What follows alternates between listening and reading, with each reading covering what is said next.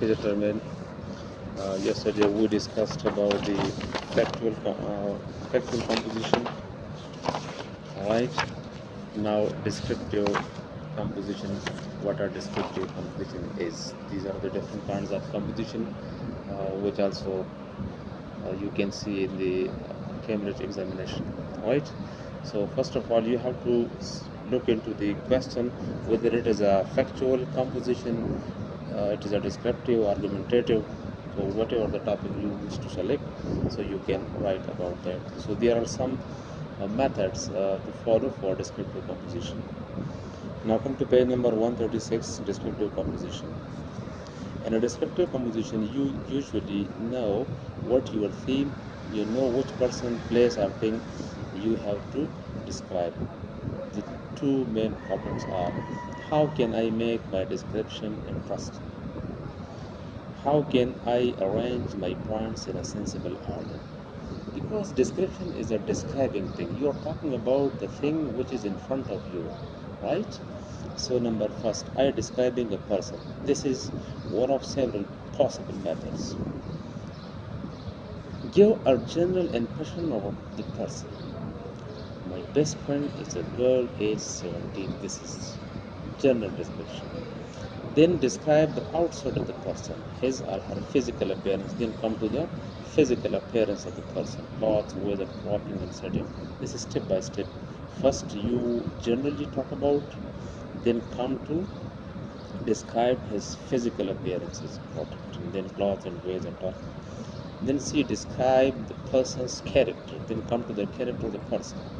Then say why you like or dislike the person.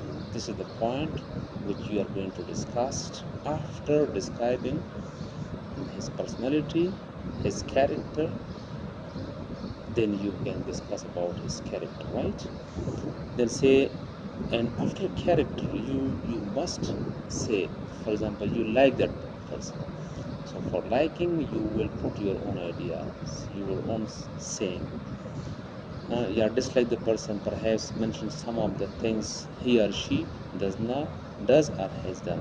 If a person's character is very striking, we can deal with it better before we describe his or her appearance. Number second, look for significant details. There is usually something about a person which gives us a clue to his character. It may be his clothes, the way he speaks, his untidiness, wrinkles on his face, a look in his eyes, dirty fingernails, shining teeth. Try to find and describe details which help the reader to imagine the person you are describing. Now come to the exercise. Write 5 to 10 lines on one of these topics. This is your assignment. Right? Somebody's here. Just talk about somebody's hair. 5 to 10 lines. Somebody's shoes.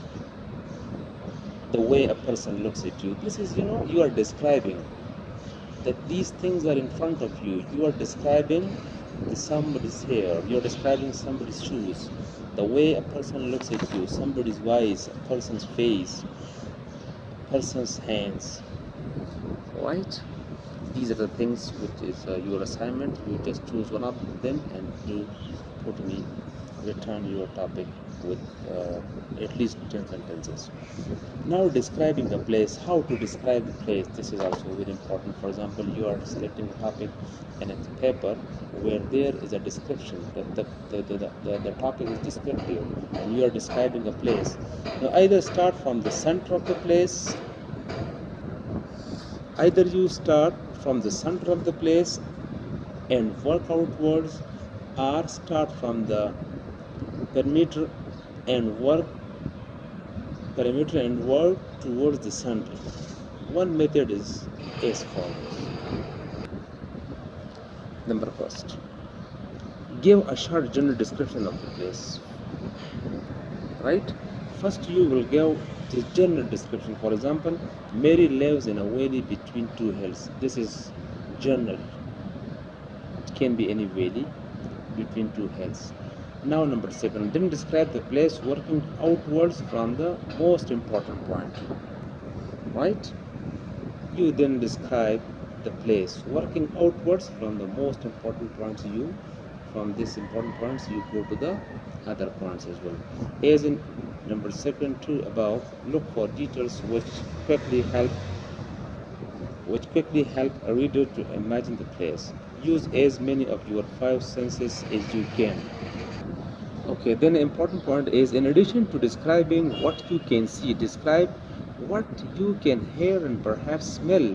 Sometimes you may be able to describe what food tastes like or what something is like. Okay, you may be asked to describe a place only at certain times of the day.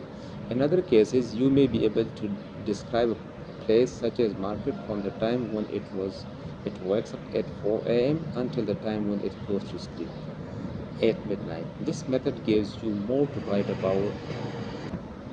Okay, this method gives you more to write about and makes a more interesting composition.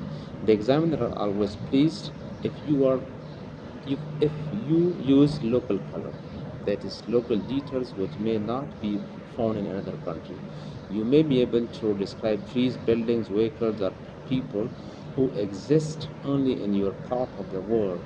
One advantage of this is that most examiners will not know if you make slight mistakes with your friend. This is very important.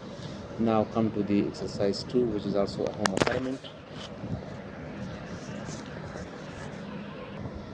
Okay, write for half an hour on one of these topics.